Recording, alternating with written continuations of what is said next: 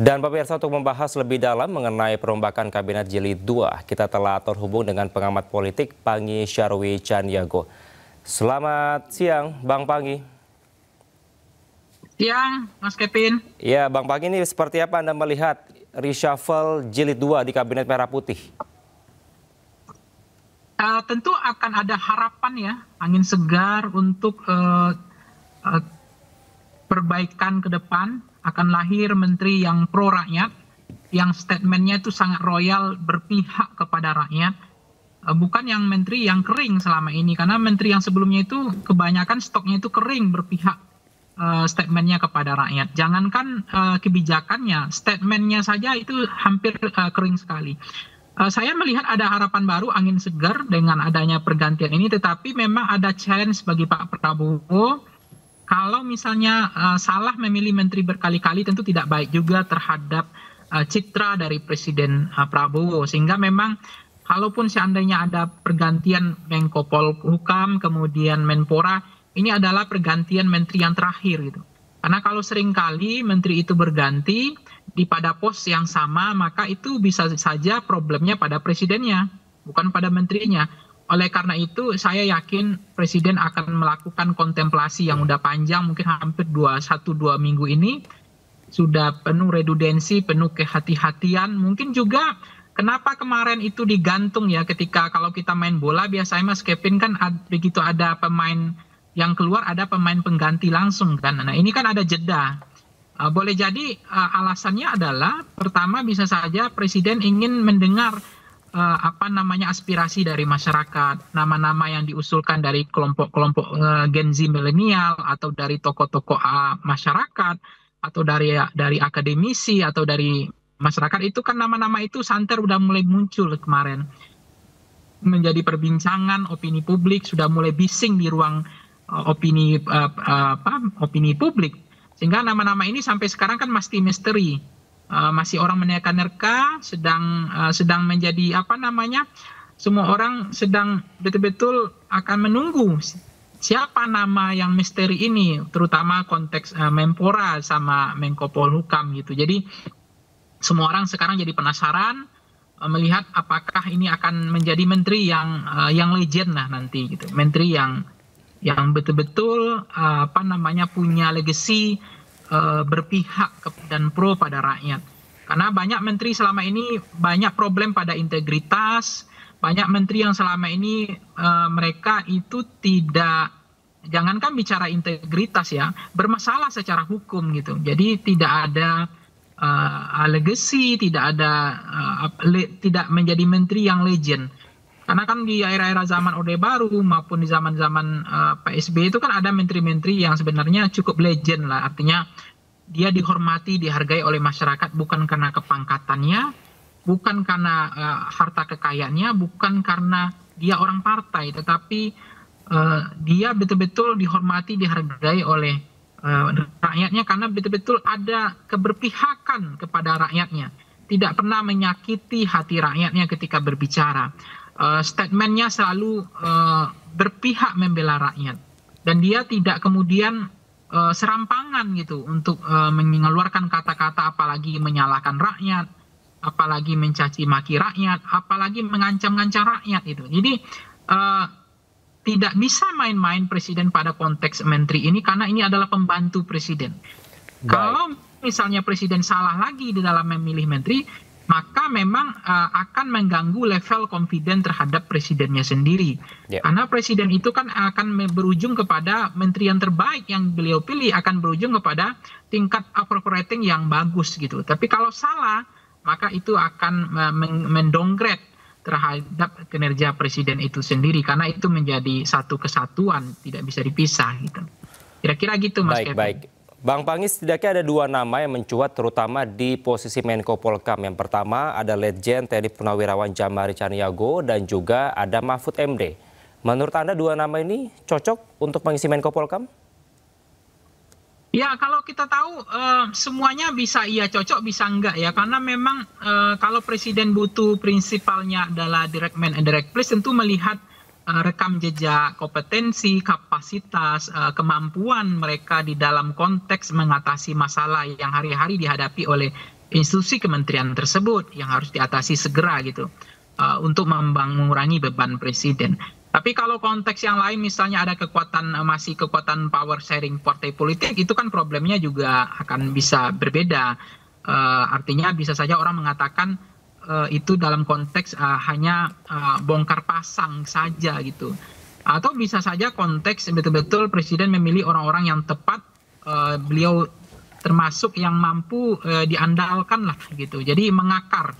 Karena Menko Polhukam misalnya, dia kan harus mengakar, tidak hanya batas hanya seperti misalnya Jemari Ceniago kan akademisi juga ya, orang statistik, orang yang tahu tentang KPI, orang yang mengerti tentang riset gitu.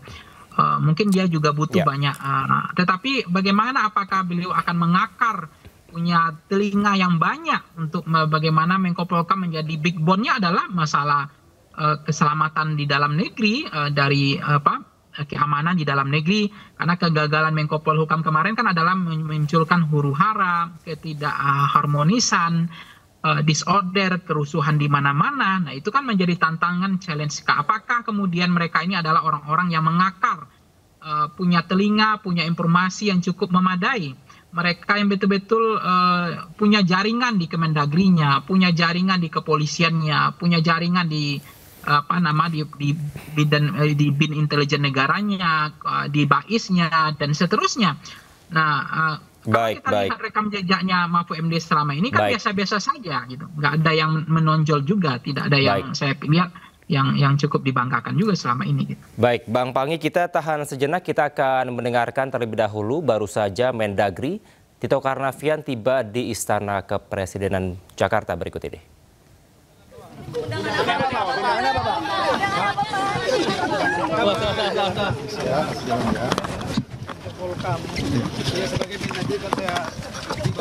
ya Pak Jamari ya Pak Jamari Caniago? Saya nggak tahu.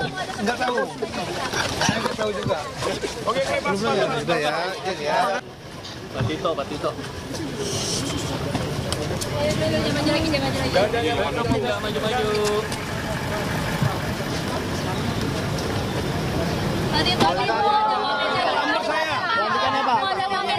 Pak pelantikannya Pak. Pak pelantikannya Pak. Saya belum tahu. Akan ada Mendagri apa ya? Saya pelantikannya apa Pak? Saya hanya dapat undangan doang. Undangannya apa Pak? Undangannya apa Pak?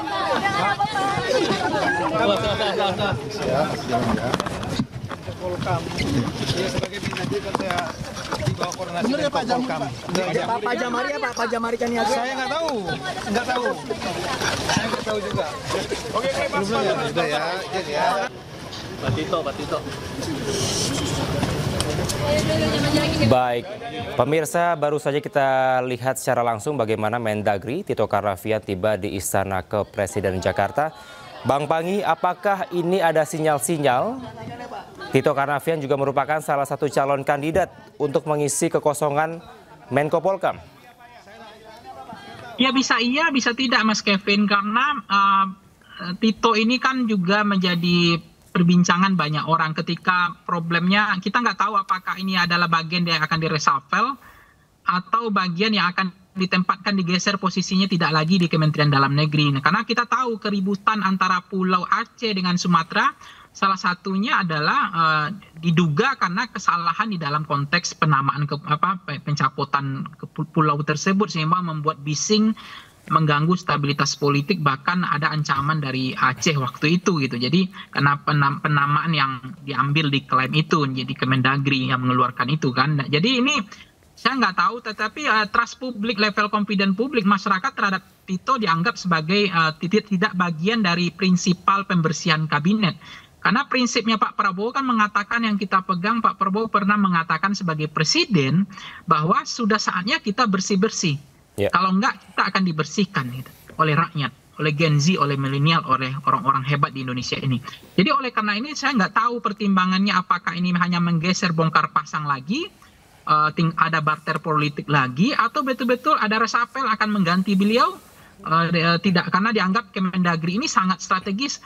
Bagaimanapun Kementerian Pertahanan, kemudian Kemendagri, kemudian Kementerian Luar Negeri, termasuk adalah Menko Polkam, itu harus orang-orangnya Presiden Prabowo.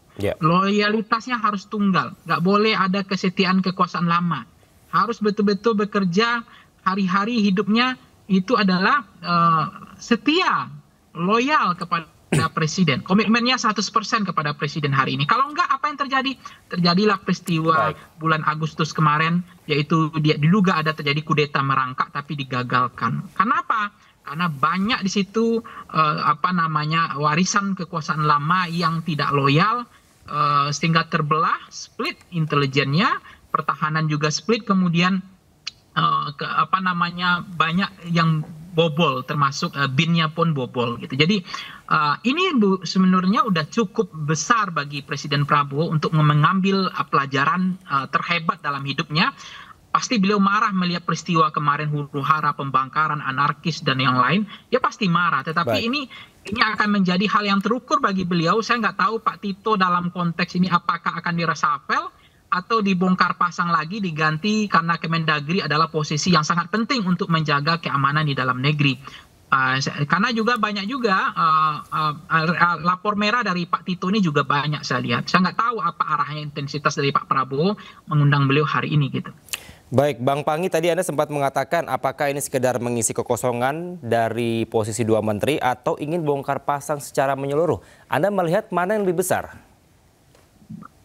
Ya, kalau misalnya betul-betul ingin menonjolkan kinerja, itu harusnya tidak hanya sekedar bongkar pasang, artinya betul-betul komitmen Presiden untuk mewujudkan kabinet yang bersih gitu. Karena yang dibutuhkan hari ini itu adalah bukan orang hebat sebenarnya, tetapi adalah orang yang tidak punya lapor merah, yang tidak punya cacat citranya di tengah masyarakat, yang tidak pernah melakukan polemik atau blunder atau apalagi membuat kebisingan pertikaian di tengah masyarakat. Yang pertama bagi Presiden tentu saja integritas sebenarnya harus dicari. Karena kalau tim nanti itu, kalau menteri hebat tetapi kalau nggak punya integritas, itu akan menyimpan masalah di kemudian hari. Karena kan menteri nggak perlu hebat. Sebenarnya kan banyak, kan tim sebenarnya, tim yang perlu hebat. Banyak orang-orang diaspora Indonesia yang hebat-hebat, yang pintar-pintar di luar negeri bisa diambil untuk membantu menterinya. Tetapi kalau menterinya tidak punya kepekaan sosial, tidak ada alarm sosial, sense of crisis yang nggak ada, sense of politiknya kepada rakyat nggak ada, integritasnya juga kering, keberpihakan pro rakyat yang nggak kelihatan, apalagi menteri yang nggak pernah menderita, nggak pernah susah, selalu tidak pernah ada pembelaan terhadap rakyat, ini akan mengalami problem tersendiri menurut saya gitu. Baik, Mas Kevin, kira-kira pentingnya gitu. menteri memiliki integritas begitu ya. Bang Panggi, kita harus tahan sejenak karena kita harus jeda terlebih dahulu. Pemirsa, tetaplah bersama kami di Breaking News.